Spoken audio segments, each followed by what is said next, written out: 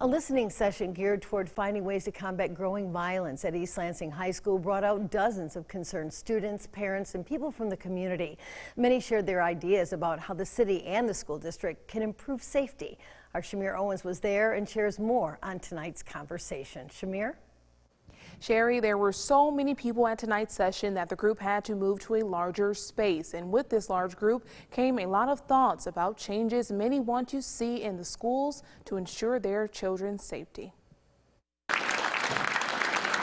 A supportive evening of ideas following 2 weeks of increased violence at East Lansing High School. Hundreds of students walked out of their building yesterday, and many of them, along with their parents and community members, gathered for tonight's public safety listening session. Some say a conversation that's long overdue. Should have happened a month ago or 2 months ago. Last week, a gun was found during a fight at a basketball game, and even more violence erupted this week, forcing officials to lock the school down twice. Tonight's moderator, Dr. Dorinda Carter-Andrews, along with East Lansing Mayor Ron Bacon, led the conversation by asking the audience to share their thoughts on ways they can increase safety at the high school. The mental health services for the students. Lack of bathroom security. I'm hearing that many students don't even feel comfortable going to the bathroom because of kids vaping and or using marijuana and or other activities in the bathroom. Teachers need to be properly trained, professionally trained on how to handle active shooter situations. And next came a discussion on possible solutions. You need to hire someone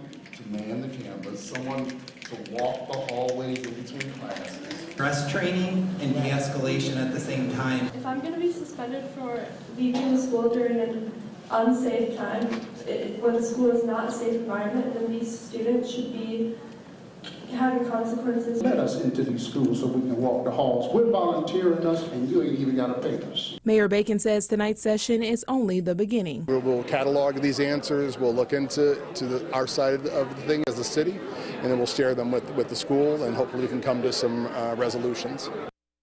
A question for many following tonight's session is what happens when school resumes on Monday? Mayor Bacon says East Lansing High School has a plan in place and the city is prepared to do its part to implement it. Sherry? Thank you, Shamir.